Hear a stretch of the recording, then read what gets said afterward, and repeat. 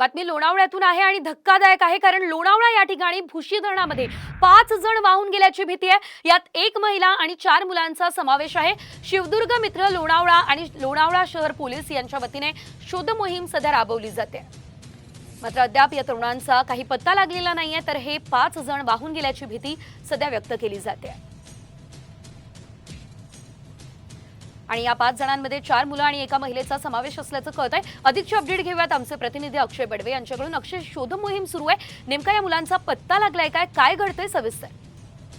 रविवार असल्यामुळे अनेक जण भुशी धरणावर फिरण्यासाठी जात असतात आणि पुण्यातले 5 जण असल्याची जी आहे ती व्यक्त करण्यात आलेली आहे।